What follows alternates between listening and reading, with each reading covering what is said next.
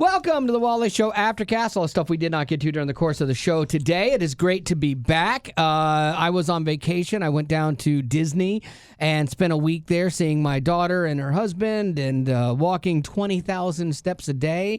Man, my feet hurt. My wife was down there, her hip locked up on her, not her fake one, but the original one. When going to Disney is that hard on your body, like climbing Everest, there's a problem. You're going too hard. We need to spend a little time just not doing as much. Well, and I bet you were walking fast because you got to get to your next thing. I know, and I always outwalk everybody, and I have to wait. And so, yeah, I was leaving people behind for sure. Betty Rock, now you took some time off too. Did you do anything? I did. I went to the flea market with my mom. Nice. We went and saw the new Downton Abbey movie. Oh, nice. You did? Was it any good? Last Yeah, Downton Abbey, it made too. me cry. Really? Yeah, at the very end. Okay. Yeah.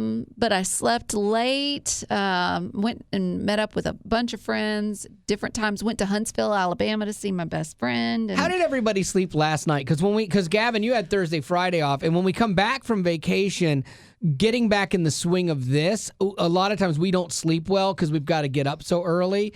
Did you sleep last night, Rock? I didn't sleep well. No. You didn't? How about you, Gavin? I slept hard from 9 to 2. Yeah. And then 2 to 4 Yeah. where I'm just up. I woke up like at 1:34 and was like, oh, it's only 1:34. That's great news. I've still got a few hours to sleep.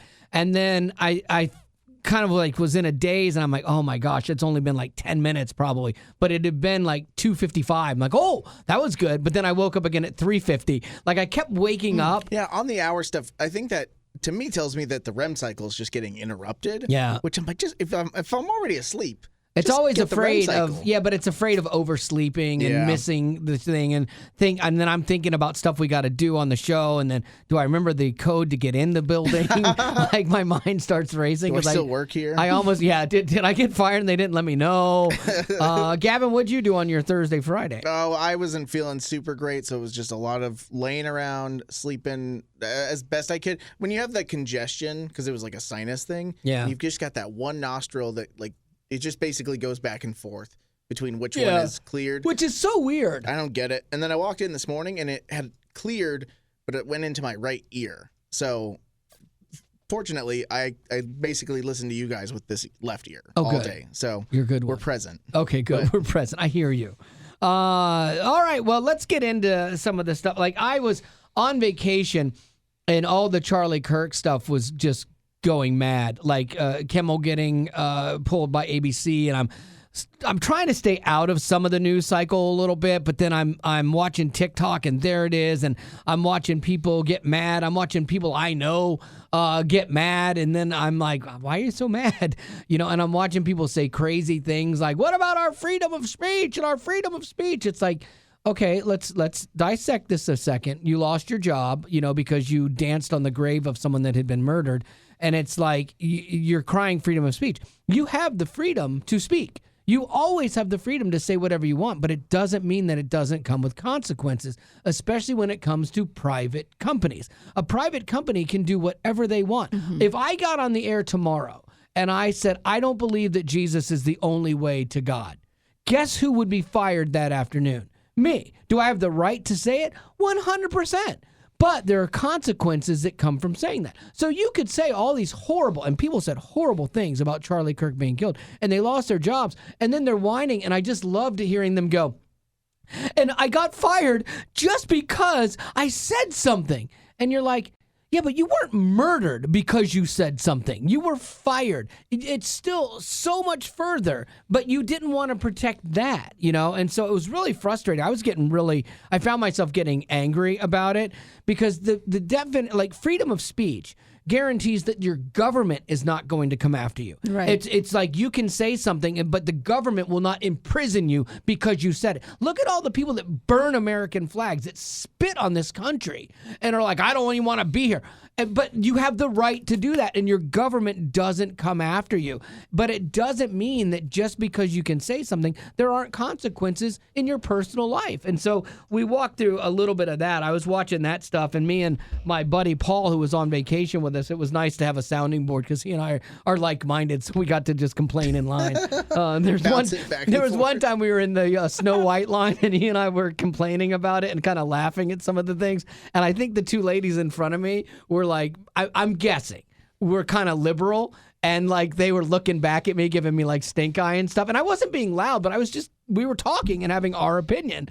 Freedom of speech, you know. Boy, this ticks me off. I know. It was kind of funny. But then I watched the Charlie Kirk Memorial from the Arizona State Farm Stadium. 95,000 people were there. And then there were events all around the country. And there were a couple of things I noticed.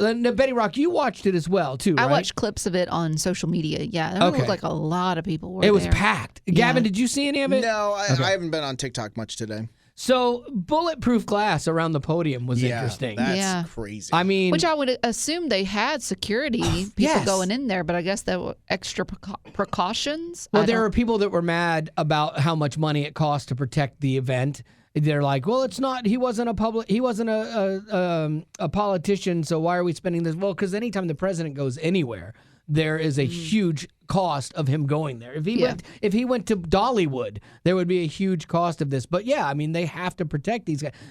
President Trump has had his life he's been shot at. Right. Of course you're going to protect him. They're there because a guy was murdered. Like, of course you're going to spend the money to protect this. But it was weird seeing, because I had seen clips at first. I was watching people, and I'm like, the video looks like cloudy. I'm like, why is that? And then I dawned on me, it's because they were behind a bulletproof glass is what it looked like. So pretty interesting, though. But President Trump spoke, and I'll get to his in a second. But I want to. We played this in the regular show, but I'll tell you, man, Erica Kirk, her speech I thought was really good. And again, like people in the comments, I was watching on TikTok, which is a mistake. Oh my gosh, people were so mean and vile and just as disgusting as they had been after he was shot. They were equally disgusting to her. And so like I'm watching this, but man, like her composure in this, and then kind of breaking down and talking about how Jesus was on the cross, you know, and forgiving people, and then her, you know, doing the same. Father, forgive them, for they not know what they do. That man, that young man, I forgive him. You like see her pause, and I have a feeling those words were as equally hard as they were healing for her. Because sometimes when you give voice to it and you say it out loud, because you know she's written the script, she's going to say everything, you know she's done it, she's gone through the process of, you know, what it looks like to forgive him, you know, and then to get up there and be like, this is the moment, this is that turning point where I actually verbally say to the world that I'm forgiving this person that just did the unthinkable. I hope that landed with people that were like, wanting to dance on his grave. I hope that but sadly, again, I watched the comments and they just didn't. Well, you shouldn't be watching the comments. They're just looking to rile people up. Yeah. But I do hope that she may have done it to, you know, when you want to do something right, so you get an accountability partner. Yeah. Like these are people that will keep her accountable, you know, for sure. But I'm sure that there are other people that are going through something where maybe it's just as difficult as what she's facing, or something that might be a little bit more minor, and they haven't forgiven that person. Right. But to watch how she's going to live her life by doing this, man, it's going to carry a lot of weight with it. Oh, for sure. And so it was, Betty and I talked about this off the air, how, you know, there were moments where it felt like a political rally more than a funeral service. Yeah, a campaign, you know, like the RNC and stuff. And you know what? That's that world, you know, and I get that. President Trump spoke in a very no holds barred fashion, and he said that he loved Charlie and how he handled people, but he disagreed with him on this, and I thought this was interesting. He did not hate his opponents. He wanted the best for them. That's where I disagreed with Charlie. I hate my opponent, and I don't want the best for them. I'm sorry. I am sorry, Erica. But now Erica can talk to me and the whole group, and maybe they can convince me that that's not right, but I can't stand my opponent. Oh my goodness. gosh, That's like- so on brand. It is on brand. It is, but it's like read the room. Yeah. Like that's not the place to do something like that. Maybe he's trying to make light of the situation, but it's just not the place. I think, and it's weird, this is where I understand him, because you get up and you're speaking and you want to be true to who you are, and he's been on prompter for a lot, and then you step out and I can see him distinguishing between the two of like, he's a guy that in business, you hate your enemy, you go after him, you destroy him, you win. And that's kind of the way he is politically as well. Like, so that is kind of who he is. but And I think so- it makes him look immature. Exactly. And that's not what this country needs right now. They See, need a leader. But that's a really good point. It was the complete opposite of what she did. And Yeah. so what I'm curious about is you see two very stark contrasts in how to handle this and handle the same situation. One, the person that's been directly affected is choosing forgiveness Yeah. and heartbreak. And the other person is like, I hate my enemies, I want to go. Now, like, it's weird because commander in chief and we go to war and you want to hate your enemies and fight against tyranny and all these other things. So I get the rhetoric behind it, and I even get the laugh in his voice saying it. Like, I could see myself, like, if I was up there speaking about something, not this situation, but I've been in places like that before where I'm on stage before people. I'm like, let's turn me up a little bit, you know? But it's not about you. Well, I know, but again, this became something more about, like, they were talking about the politics of things coming up and things like that. You're right. Do I think it was the place for that? I think if he had done it differently, it would have played differently in the room and maybe been a little better from like a faith perspective. But it also, I mean, it does show we're all at different levels in our faith. Yeah. And I know, Trump is like, claims to be a Christian and things like that. And so, and I'm not judging his faith in any way, shape, or form. But when you see it on display, you see two very different approaches. As far as you said, kind of, I think you might have said maturity. Like, we all have a different level of spiritual maturity, and hers was very mature that day, and it looked more like Jesus. And his is the kind of like, it's just how I am, and maybe she can help me get to that point. Like, I do get it, you know? Maybe it's a men and women thing. It might be. Like maybe for women, it's more like, what in the world? Why Was it- would you yeah, say that? 'cause it Whereas was with cringy. men, yeah, to me it was cringy. But with men, maybe it's more like, yeah, I get it. Yeah, I know. Like, I did. Which is your exact reaction. I know I did. Like, and I'm like, I know what he is and who he is now, and this is what I expect. But the thing about it is, and I think that this is where I come down to, on the left side of things, and the really extreme left of the people that were just hating and saying vile things about Charlie, and I get the anger in that, and I get the anger in opposing that. And that's kind of like where he's at. But then I think the thing that is actually transformative and could actually make someone stop and think for a hot second is the love part of this. And the actual Jesus part of this, of what Jesus said. Because, I mean, what President Trump was saying there is counter to the Bible. I mean, it is. It's counter to the Bible. What does the Bible say? The Bible says, love your enemies. Love those that persecute you. And I'm not good at that always, you know? Right. A None lot of us are. aren't. So he was speaking what a lot of people feel. Yeah. But she was speaking what the Bible says, you know? And so Yeah. I think those are two very different approaches that show where you might be in your faith, Yeah, you know? maybe. So, but it was a long thing. Like, How long was it?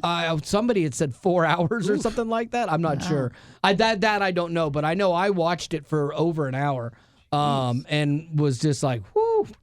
But it will be the last time I watch anything with comments. That's polarizing. Yeah, that's You shouldn't danger. do that. I wouldn't do that with anything. I got to. Well, was it you that used to say that watching The Bachelor with comments on was funnier? No? I don't know, but that's Maybe The it's Gavin. Bachelor. No, that makes sense though. Versus like Yeah. a man who was quote unquote controversial to a lot of people and people I think loved when and hated. when it comes to politics, no. When it comes to like stupid entertainment. cheesy Sure. live. Because you always love the comments. Anytime we watch something on TikTok, Betty's first question is, what do the comments say? What do the comments say? Sometimes the comments are better. Hey, Yeah. Oh, they are. You guys. Okay. Everybody tired over We're here? good. Come on. You going to make it rock? Power through. Yeah. So I get to go do something fun today. Oh, I needed to take my medicine. Go. We'll host for a second. This is worth it. Oh yeah, I don't think it'll kick in that fast, but please do. I have to take a little substance called Valium because I'm going to get like a tooth yanked out today, and I was like nervous about Take a it. thing of pliers and just yank I know. Like Are you I'm gonna be awake for it? Well, The Valium is if I supposed to take make enough you- Valium, I won't be. Yeah, because I took that before getting my wisdom teeth out, and I remember driving. And I remember seeing a license plate and being like, that thing's hilarious. And then I don't remember anything until I woke up. Yeah, because you're not 3 supposed to hours later. drive. Like my wife drove up here, got a ride up here so she could take me because they're like, yeah, don't drive on this. Because I've had it before for another procedure. Holy It moly. does what it's supposed to. Yeah, I don't remember anything. I remember nothing. To the point, this is where I was in mainstream radio, and so my wife made me go back and apologize to like the whole doctor staff for the things I said. But they were like, "Oh no, you were really funny." She was mortified, and so I'm like, "Okay, don't do that." Can't today." wait. Oh no, I can't wait to hear. Oh, about can you imagine how bad that would be? Because I was telling my dentist about this, and he's like, "Oh, that would be really funny." Our staff's pretty good. I'm like, hopefully, there's enough inside change in me that like I would hope. I know, right? Or there's a reversion. Yes, that side won't come out, but hey, we'll roll the dice. Let's see how she goes. Yeah, so I'm Exciting. not excited about getting a tooth pulled today, and then getting because now I know I got like 3 dental visits coming up for this thing. Like, oh man.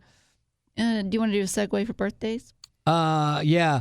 The only thing better than getting your tooth pulled on your going to the dentist on your birthday is having tailbone surgery, which Gavin had to go It's through. like not necessary. Yeah, I know. I just sorry. bring That it was up. that was collateral. All right. I had nothing. That's We'll like move on. turning.